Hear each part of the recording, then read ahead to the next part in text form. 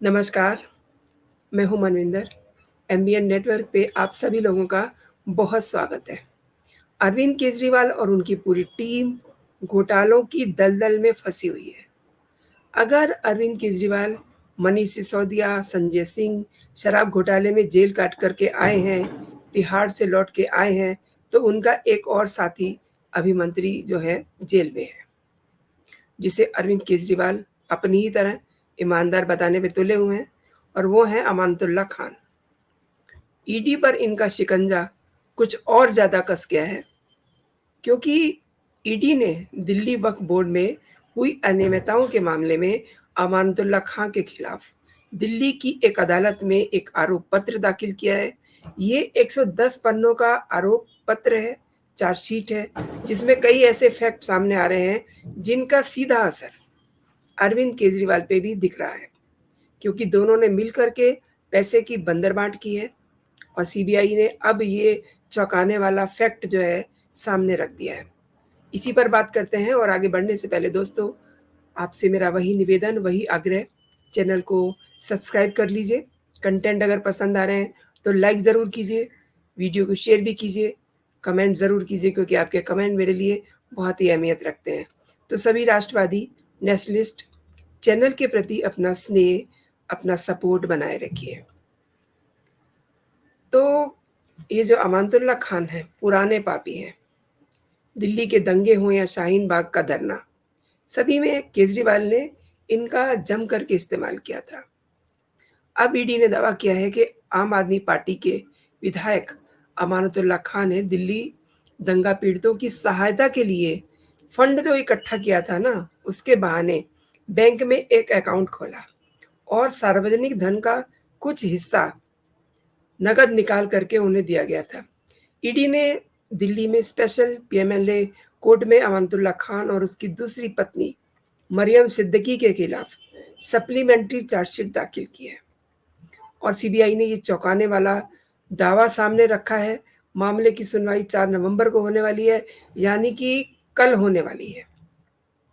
और money laundering का ED का मामला 2016-2021 के बीच में अमानतुल्लाह खान के दिल्ली वक्फ बोर्ड का अध्यक्ष रहने के दौरान जो उन्होंने गड़बड़ घोटाले किए हैं, उनसे जुड़ा हुआ है।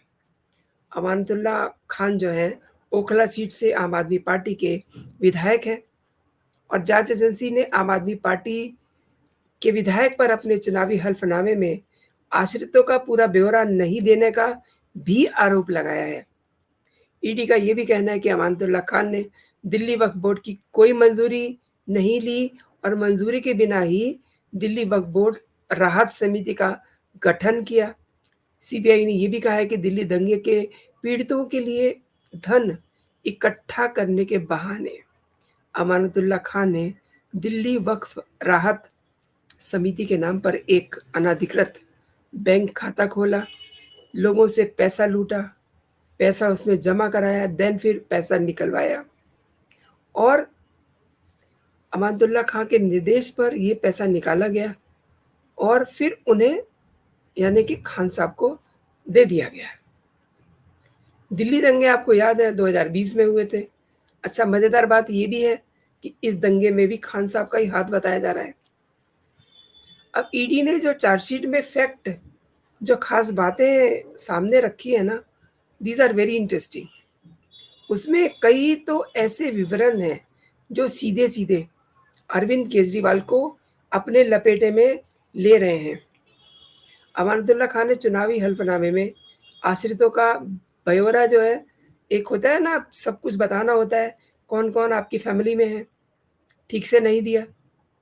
अब मरियम सिद्दीकी की अमानतुल्लाह खान से शादी हुई है, ऑब्वियसली फिर अगर शादी हुई है तो वो उन पे आश्रित है ना, ये उल्लेख करना चाहिए था, इसको उस कॉलम में भरना चाहिए था। भई इनके यहाँ तो 4-4 शादियाँ हो सकती हैं ना, तो इन्होंने क्यों नहीं किया? इसलिए नहीं किया क्योंकि उनकी जो आय थी, वो ये बताना नहीं चाह रहे थे, और उन्होंने कोई आयकर रिटर्न दाखिल नहीं किया था।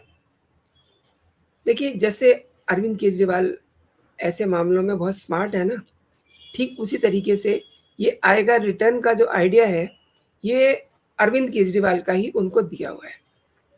ईडी ने ये भी कहा है कि जांच में ये पता चल रहा है कि खान ने 2020 में अपनी दूसरी पत्नी मरियम के नाम से एक प्रॉपर्टी खरीदी थी। इसका भुगतान नकद और अपने करीबी सहयोगी जीशान हैदर से कुछ पैसा लिया। इस तरीके से वो प्रॉपर्टी खरीदते हैं। मतलब प्रॉपर्टी खरीद रहे हैं लेकिन डायरेक्ट अपने पैसे से नहीं, इधर से घुमा करके किसी से ले रहे हैं, उधर से घुमा करके किसी से ले रहे हैं। भाई मेरा नाम तो है ही नहीं उसमें। लेकिन ये सब कड़ियाँ जो हैं अब जोड़ ली गई हैं। और आपको पता है कि अरविंद केजरीवाल खुद एक आईआरएस ऑफिसर रहे हैं, तो उनको पता है कि मनी की लॉन्ड्रिंग कैसे की जाती है, पैसे का हेर-फेर कैसे किया जाता है। क्योंकि आज तक तो वो खुद ही अपने लिए कह रहे हैं कि मेरा ऊपर कोई भी बता दीजिए कि मैंने पैसे का हेर-फेर किया हो। उनको तो प्रधानमंत्री भी कह चुके हैं कि जो पढ़े-लिखे अपराधी होते हैं, उनका कहाँ अपराध पता चलता है। तो उसी तरीके से अपनी टीम को भी वो इसी तरीके से गाइड करते रहे। अब प्रॉपर्टी खरीदी लेकिन उसका कोई रिकॉर्ड नहीं है। और जिस समय जाँच एजेंसियाँ इन सब चीज़ों की जाँच करती हैं, तो वो कड़ी से कड़ी मिलाती हैं, डॉट से डॉट मिलाती हैं और वो उस जगह तक पहुँच जाती हैं। और ईडी की टीम उस जगह तक पहुँच गई है, जहाँ पर वो ज़मीन खरीदी गई थी, किस तरीके से खरीदी गई थी, उस सब चीज़ों का पता चल चुका है। एजेंसी ये भी कह रही है कि खान ने हैदर और दाऊद नासिर जैसे अपने साथियों के साथ मिलकर के दिल्ली वक्फ बोर्ड के अध्यक्ष के रूप में रहते हुए कितने सारे गलत काम किए और उनसे जो पैसा कमाया, उस पैसे का इस्तेमाल कौसर इमाम सिद्दीकी जो खान के कथित फंड मैनेजर हैं, उनके माध्यम से ओखला में उन्होंने काफ़ी सारी प्रॉपर्टी खरीदी। टीटीआई तिकोना पार्क है, वहाँ पर उन्होंने प्रॉपर्टी खरीदी। और ये सारी प्रॉपर्टी कैसे खरीदी? बिल्कुल कैश दे करके, नकद भुगतान करके। और ये प्रॉपर्टी जावेद इमाम सिद्दीकी के नाम की गई। यानी कि अपने नाम नहीं की गई, दूसरे के नाम कर दी। बाद में उसको अपने नाम पे ट्रांसफ़र कर लेंगे। आप तो जानते ही हैं, जब प्रियंका वाड्रा के हस्बैंड रॉबर्ट वाड्रा ऐसे काम कर सकते हैं, इंडिया में कर सकते हैं, फ़ॉरेन में कर सकते हैं, प्रॉपर्टीज़ खरीद रहे हैं, किसी और के नाम से फिर अपने नाम पे ले रहे हैं, तो ये तो उनके सामने उतनी बड़ी इनकी हैसियत भी नहीं है। लेकिन देखिए बेईमानी तो उनसे भी बड़ी कर रहे हैं। ईडी ने ये भी कहा है कि कौसर इमाम सिद्दीकी की जब्त की गई हैंड रिटन डायरी से ये पता चला है कि तिकोना पार्क में इस संपत्ति की खरीद के लिए अमानतुल्लाह खान के करीबी सहयोगियों ने 27 करोड़ रुपए का नकद भुगतान किया। बताइए 27 करोड़ रुपए का। It's a big amount. अच्छा, जावेद इमाम सिद्दीकी और उनकी पत्नी के बैंक खातों में बड़ी मात्रा में संदिग्ध जमा राशि होने का भी पता चल रहा है। यानी कि ये पूरी पूरी की पूरी पार्टी ही बेईमान है। अभी तक तो अरविंद केजरीवाल, मनीष सिसोदिया एंड दिस संजय संजय सिंह, इन लोगों के ही नाम आ रहे थे। नाम तो वैसे 50 लोगों के हैं। विजय नायर भी हैं और कविता भी है, तमाम सारे नाम हैं। लेकिन मुख्य तौर पे जो आम आदमी पार्टी को बिलॉन्ग करते हैं, उसमें ये 2, 3, 4 नाम आते हैं। अब इसमें अमानतुल्लाह खां का भी नाम जो है जुड़ गया है। इन्होंने भी पैसे का हेर-फेर किया है। अमानतुल्लाह खान, हैदर, दाऊद नासिर, कौसर इमाम सिद्दीकी और जावेद इमाम सिद्दीकी को ईडी ने इस मामले में गिरफ्तार किया था। इस समय वो न्यायिक हिरासत में हैं, जेल में हैं, तिहाड़ में हैं। और आप विधायक खान के खिलाफ मनी लॉन्ड्रिंग की जांच जो है 2 एफआईआर्स के आधार पे की गई है।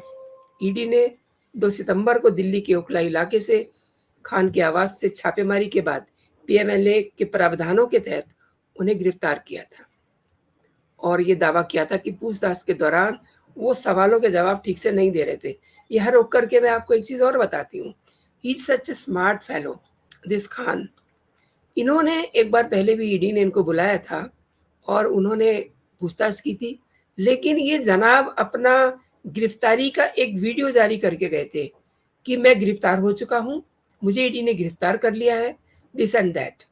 एंड वो वीडियो आम आदमी पार्टी के ट्विटर हैंडल से जारी भी कर दिया गया एंड तमाम सोशल मीडिया, तमाम टीवी चैनल्स पे ये खबर चल गई कि अमानतुल्लाह जो है गिरफ्तार हो गए हैं। ये करीब-करीब लेट इवनिंग की बात है, 11 साढ़े 11 के बाद की बात है। और देखिए, कितने ये शातिर लोग हैं, उसके बाद पता चला कि ये 11 बजे घर आ गए हैं, ईडी ने इनको छोड़ दिया है। अब उस वीडियो का क्या करें? उन खबरों का क्या करें? ये किसी को समझ नहीं आ रहा था, क्योंकि उससे पहले तो दिन भर संजय सिंह पूरा दिन आतिशी मार लेना, पूरा दिन ट्विटर हैंडल पे हर 5 मिनट के बाद अपना भाषण दे रहे थे कि हमें तो परेशान किया जा रहा है, हमारे तो लोगों को उठा के ले जा रहे हैं, लेकिन इनका लोग तो जो था वो रात को घर में आ गया। लेकिन देखिए, वीडियो तो दिन में बनाई ना, दिन में ही अपनी वीडियो बना ली थी इन्होंने कि आज मैं लौटूँगा नहीं, लेकिन ये तो लौट आए और फिर सारी बात झूठ हो गई और जिस दिन गए, उस दिन वीडियो बनाने का मौका ही नहीं मिला। हालाँकि उन्होंने एक वीडियो बना कर के उस समय डाल दिया था, जिस समय इनको ईडी के लोग बाहर खड़े हैं, ये अपने घर के अंदर खड़े हैं। उस दिन का मुझे ध्यान आ रहा है कि इन्होंने एक वीडियो बनाया और बाकायदा जो इनकी पत्नी ही होंगी वो महिला एक उलझ रही थी उन अधिकारियों से कि आपको हमारे घर में कुछ मिला नहीं है और ये हमें वैसे ही परेशान कर रहे हैं ब्ला ब्ला। तो इस तरीके से ही अपने आप को हमेशा जितने आम आदमी पार्टी के लोग हैं ना, जो घोटाले में घिरे हुए हैं, जो पैसे के लेन-देन को में घिरे हुए हैं, वो हमेशा अपने आप को ईमानदार बताते हैं और उन्हीं में से एक है ये अमानतुल्लाह खान। अब आप ये देखिए कि दिल्ली वक्फ बोर्ड का एक सुपर एक्सक्लूसिव दस्तावेज़ मिला है। ये मैं इसलिए बता रही हूँ कि इस समय वक्फ बोर्ड ये सब चीज़ों को असेस कर रहा है और केंद्र सरकार भी असेस कर रही है। तो दिल्ली वक्फ बोर्ड हर चीज़ पे अपना क्लेम दे रहा है एंड दिल्ली वक्फ बोर्ड ने क्या कहा है कि एएसआई ने दिल्ली में उनकी 156 प्रॉपर्टीज़ पर गैर कानूनी कब्ज़ा किया हुआ है। ये सब किसका खेल है? ये खेल भी इन्हीं अमानतुल्लाह साहब का है। और आगे इस लिस्ट में ये बताया गया है कि एएसआई द्वारा जो संरक्षित कई ऐसे ऐतिहासिक स्मारक हैं, जिनमें एक स्मारक है, जिसे विश्व धरोहर भी कह सकते हैं, ये कह रहे हैं मतलब हुमायूँ का मकबरा, उसे भी उस पर भी ये अपना क्लेम कर रहे हैं। भाई पूरे देश पर वक्फ बोर्ड जो है अपना क्लेम कर रहा है, तो जो देशवासी हैं, उनके पास क्या कुछ नहीं है? खैर ये एक अलग इश्यू है, तो इस पे मैं ज़्यादा इसको नहीं लंबा खींचूँगी, लेकिन मेन बात ये है कि अब सॉरी, अब अरविंद केजरीवाल भी इन खान साहब के साथ फँसने वाले हैं। एक तो चुनाव आ रहे हैं और ये जो इनका चार्जशीट आई है 110 पन्नों की, ये ऐसे समय में आई है जब अब विधानसभा के चुनाव में 3 महीने से ज़्यादा का समय अब नहीं है और ऐसे समय में ये जो इनकी चार्जशीट आई है, ये अरविंद केजरीवाल के लिए भी मुसीबतें खड़ी करेगी। देखिए, केवल अरविंद केजरीवाल ही नहीं, इसमें बहुत सारे लोग और फँसने वाले हैं, क्योंकि ये अमानतुल्लाह खान की इतनी हैसियत नहीं है कि ये अकेले इतनी सारी बेईमानी कर ले। इनको सारी सलाह जो है, जब और ज़्यादा गहराई से इन्वेस्टिगेशन होगा, तो पता चल जाएगा कि इनके सलाहकार कौन थे। इनके सलाहकार थे अरविंद केजरीवाल, इनके सलाहकार थे मनीष सिसोदिया, इनके सलाहकार थे संजय सिंह, जो जिस दिन पहली बार इनको ईडी ने बुलाया था, तो बहुत छाती पीट रहे थे कि हमारे लोगों को ले गए और उनसे एक वीडियो बनवा दिया, जैसा कि मैंने आपको बताया और वीडियो चल गया। अब संजय सिंह क्या करें? संजय सिंह अपना जो है रात में ही पहुँच गए उनके यहाँ। उसके बाद फिर कहा कि नहीं वो तो आ गए हैं, हमें तो ये वो करके बात को उन्होंने घुमा दिया।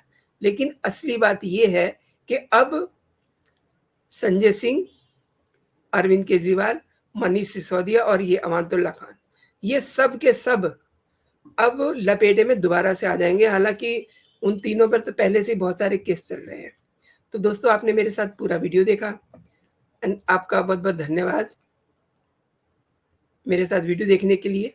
अभी के लिए इतना ही दोस्तों, आप अपना और अपनों का बहुत सारा ख्याल रखिए, खुश रहिए, स्वस्थ रहिए। जय हिंद, जय भारत।